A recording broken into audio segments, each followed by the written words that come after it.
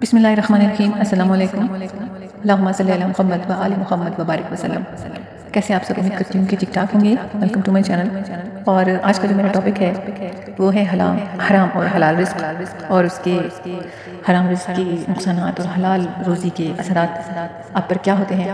اور اکثر لوگوں کو یہ چیز نہیں پتہ ہوتی، تو ویڈیو کو اینڈ تک دیکھیے گا، کیونکہ یہاں کوئی فضول کنٹینٹ تو ہے نہیں. یہاں سے آپ کو ضرور کچھ نہ کچھ سیکھنے کو ملے گا.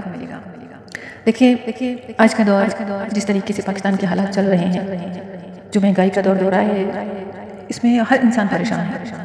لوگ جائز ناجائز کچھ نہیں دیکھ رہے، بس وہ چاہتے ہیں کہ کسی طرح اپنے بچوں کا پیٹ پالیں، اپنے بچوں کا پیٹ بھریں. انسان جب سودا لینے کے لیے جاتا ہے تو اسے سمجھ نہیں آتی کہ ضرورت کی چیزیں خریدیں یا کچھ ایکسٹرا بھی خریدیں. آخر کرے تو کیسے کریں؟ کاروباری لوگوں کی تو آج کل سمجھیں کہ کوئی ان کو مسئلہ نہیں ہے، لیکن جو تنخواہ دار طبقہ ہے وہ تو سمجھے مرمرا گیا. بہت برے حالات ہیں. اللہ ہم پر سب پر رحم کرے، ہمارے گناہ معاف کرے. اور اتنا بھی میں آپ کو بتاتی چلوں کہ نہیں ٹھیک ہونے والا ابھی پاکستان کا نظام. اللہ پاک بس رحم فرما دے ہمارے گناہوں پر، کیونکہ جیسے ہمارے اعمال ہوتے ہیں اسی طرح کے حالات ہوتے ہیں. چھوٹی سی بات بس یہی کہنے آئی ہوں کہ ہمیشہ حالات کچھ بھی ہوں، آپ اپنے بچوں کے پیٹ میں کبھی بھی حرام روزی کا ایک لقمہ جانے نہ دیں. کبھی بھی ان کی خاطر اپنی قبر کو آگ سے نہ بھریں. دیکھیں، ایک خوبصورت سا واقعہ مجھے چلتے چلتے یاد آ گیا. پہلے میں آپ کو بتا دوں کہ جو بھی ہم کماتے ہیں، جو بھی ہم کھاتے ہیں یا کھلاتے ہیں، ضرور ہم سے اس چیز کا حساب اللہ پاک لیں گے. اور جتنی زیادہ نعمتیں آپ کو اللہ نے دی ہیں، ساری کی ساری آپ سے ایک ایک چیز کا اللہ پاک حساب لیں گے. دیکھیں، اگر ایک شوہر ہوتا ہے، وہ اپنی بیوی کو دیتا ہے خرچہ، تو وہ ضرور اس سے مہینے کے آخر میں پوچھتا ہے کہ تم نے کیسے اور کہاں خرچ کیا. کیوں؟ کیونکہ وہ دینے والا ہے، وہ کمانے والا ہے. تو وہ سمجھتا ہے کہ میرا حق ہے کہ میں اپنی بیوی سے پوچھوں کہ اس نے کہاں خرچ کیا، کیسے خرچ کیا. اسی طرح جب اللہ اپنے بندوں پر اپنی نعمتیں تمام فرماتے ہیں تو انہوں نے کہا ہے ہم بھی حساب لیں گے آپ سے، یعنی بندوں سے اللہ حساب لے گا. تو ابھی میں آپ کو واقعہ سناتی ہوئی چلوں کہ ایک زمانے میں ایک بہت امیر و کبیر شخص تھا. اس کے اولاد میں، اس کے ورثاء میں سے کوئی بھی نہیں تھا. بہت بڑی جائیداد تھی اس کی. تو اس نے ایک شرط رکھی کہ جب میں مر جاؤں، اس نے وصیت کی تھی کہ جب میں مر جاؤں تو یہ میری تمام جائیداد ایک ایسے انسان کو دینا جو قبر میں میرے ساتھ ایک رات گزارے. تو اتنی سخت وصیت کو سن کے، اور جب وہ مر گیا تو اس کے جس بندے کو اس نے وصیت کی تھی، اس نے اعلان کر دیا پورے گاؤں میں کہ فلاں امیر شخص فوت ہو گیا ہے، اور اس کی اتنی زیادہ جو جائیداد ہے، اس نے کہا تھا کہ میں اس انسان کو دوں گا جو میرے ساتھ قبر میں ایک رات گزارے گا. تو وہیں ایک موچی رہتا تھا جو بہت ہی زیادہ غریبی کی زندگی گزار رہا تھا.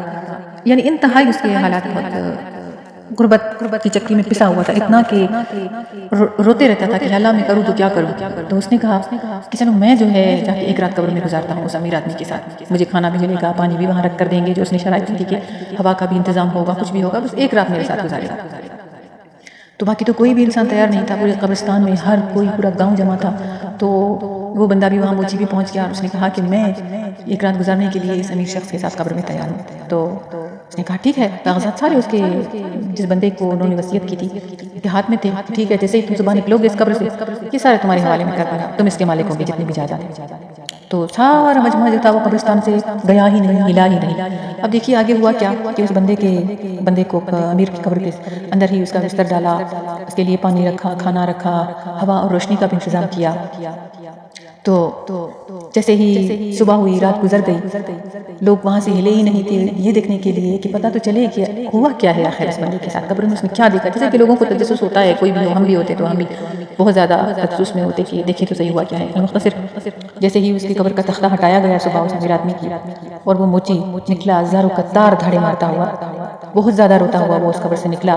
اور جیسے ہی اس بندے نے جائیداد کے کاغذات موچی کے حوالے کرنے چاہے، اس نے یوں فائل کو اٹھایا اور پھینک دیا کہ مجھے نہیں چاہیے، مجھے ایک چیز نہیں چاہیے. روتا ہوا، دھاڑے مارتا ہوا بس اپنے گھر کی طرف دوڑا.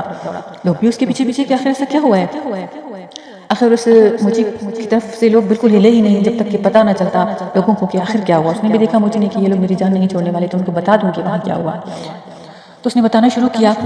بہت گمسم، بہت عجیب سی کیفیت میں تھا وہ موچی. اس نے کہا کہ جیسے ہی قبر کا تختہ تم لوگوں نے برابر کیا، میں بیٹھا تھا، امیر کی لاش میرے پاس پڑی ہوئی تھی، میں اس کو دیکھ رہا تھا، اور میں سوچ رہا تھا کہ صبح ہوتے ہی اتنی بڑی جائیداد میرے حوالے ہو جائے گی، میرے تو دن پھر جائیں گے، میری غریبی ختم ہو جائے گی، میرے بچوں کی غربت ختم ہو جائے گی، وہ اچھا کھائیں گے، اچھے گھر میں رہیں گے، اچھا پہنیں گے. تو اتنے میں تو فرشتے آئے، جیسا کہ ہمارے مذہب میں ہے کہ جب انسان مرتا ہے. ابھی یہ دیکھیں ایسے جو واقعات ہوتے ہیں نا، یہ اللہ پاک جو ہے انسان کو سبق دیتے ہیں. ایک میسج ہوتا ہے سمجھنے والوں کے لیے، اس کو جھوٹ نہ سمجھا کرے کبھی بھی. ایسے واقعات ہوئے ہیں تاکہ انسان مرنے کے بعد تو کوئی بتا نہیں سکتا ہے کہ قبر سے اٹھ کے کہ یہ میرے ساتھ ہوا، لیکن قرآن اور حدیث کی کتابوں میں لکھا ہوا ہے کہ مرنے کے بعد ہر انسان کے پاس 2 فرشتے آتے ہیں اور اسے سوال پوچھتے ہیں آپ کا رب کون ہے، آپ کا رسول کون ہے، آپ کا دین کیا ہے. ٹھیک ہے، یہاں یہ ہوا کہ اس امیر آدمی کے ساتھ تو یہ سوالات کیے، ٹھیک ہے، اس کا ذکر اس حکایت میں نہیں ہے، لیکن اس بندے جو یہ بندہ بیٹھا ہوا تھا قبر میں اس کے ساتھ، تو ملائکہ نے اس سے بھی پوچھا کہ تمہارا رب کون ہے، تمہارا دین کون ہے، تمہارا مذہب کیا ہے، تمہارا رسول کون ہے. اس کے ساتھ اس نے یہ دیکھا کہ اس بندے سے کہ تم کیا کرتے ہو. اس نے کہا میں موچی ہوں. کہ کتنا کماتے ہو. اس نے کہا میں اتنا کماتا ہوں. 2-3 مطلب پتہ نہیں اس زمانے میں کون سی کرنسی تھی، تو اس نے کہا میں اتنا ہی کماتا ہوں. تو اس نے کہا اس کا بھی مجھے ہمیں حساب دو.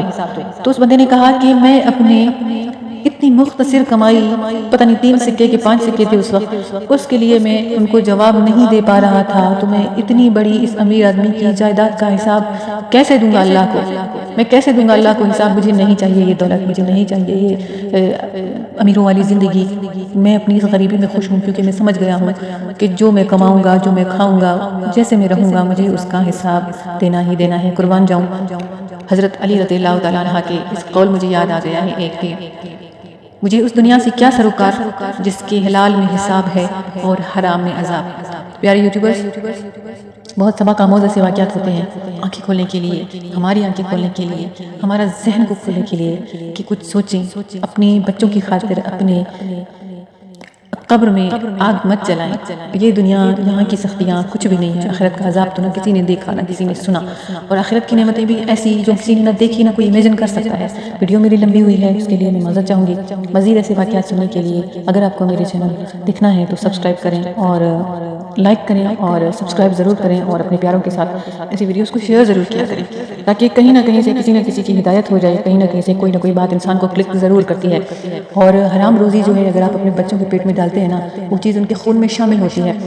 ان کی عادات اسی طرح ہوتی ہیں جیسے آپ ان کو کچھ بھی کھلاتے ہیں. دیکھیں خوراک کا ہمارے مزاج پہ، ہمارے ذہن پہ، ہماری طبیعت پہ، ہمارے اٹھنے بیٹھنے پہ، سونے جاگنے پہ بہت زیادہ اثر ہوتا ہے. یہ پرسنل ایکسپیرینس کی بیس پہ میں چیزیں آپ لوگوں کو بتا رہی ہوں. حرام جو ہوتا ہے وہ حلال کی برکت کو بھی لے جاتا ہے.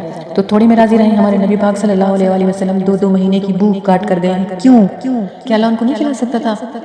کیا اللہ ان کے لیے نعمتیں اپنی تمام نہیں کی ہوئی تھی اللہ پاک نے؟ لیکن اپنی امت کو دکھانے سمجھانے کے لیے ایک اللہ نے نظام سیٹ کیا. اپنے حبیب کی زندگی ہمارے سامنے رکھی کہ وہ جب بھوک کاٹ کے کیا ہے تو تم لوگ ایک وقت بھی نہیں کاٹ سکتے.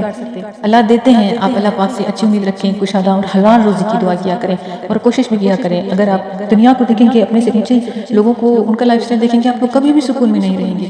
آپ لوگ جتنا عاجزی کے ساتھ سادہ زندگی گزاریں گے، سادہ خوراک کھائیں گے، آپ لوگوں کو اتنا ہی اس کا فائدہ ملے گا. آپ کے جسم، آپ کی روح پر بہت زیادہ اچھے اثرات ہوتے ہیں. Thanks for watching my video. اپنا خیال رکھیے گا. اللہ حافظ.